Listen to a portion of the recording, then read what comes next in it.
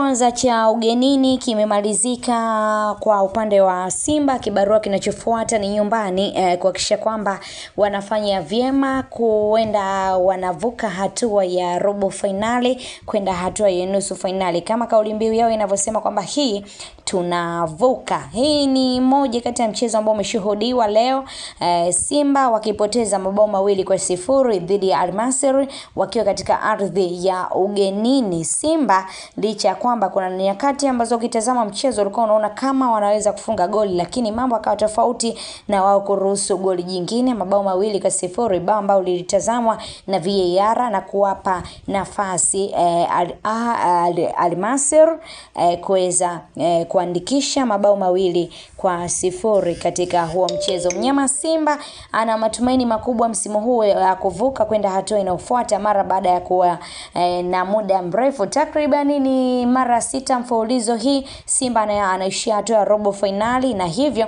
wanataka kuukata utepe huo na kwenda hatua ya nusu finali. Nikukumbushe tu kingine kinachosumbua Simba kwenda hatua mbele zaidi. Young Africans katika michuano hii ya kombe la shirikisho barani Afrika walishafika hatua ya finali, na hivyo wanatazama kwa jicho la tatu. Kama watafeli kuvuka hapa na kwenda mbele zaidi, huenda itakuwa ni feria kubwa sana wakitazamwa na wapinzani wao, ama itakuwa ni kicheko kutoka kwa wapinzani wao. Tuambie na wewe kwa upande wako namna ambavyo umelitazama hili swala. Maoni yako ni muhimu, lakini kubwa tu zaidi, unaona nafasi ya Simba kwenda hatua ya nusu finali akiwa tayari ameruhusu magoli 2 akiwa ardhi ya ugenini? Tujuze maoni yako, lakini kubwa tu usiache kusubscribe katika YouTube channel yetu ya Mtanange TV kama bado haujaweza kufanya hivyo.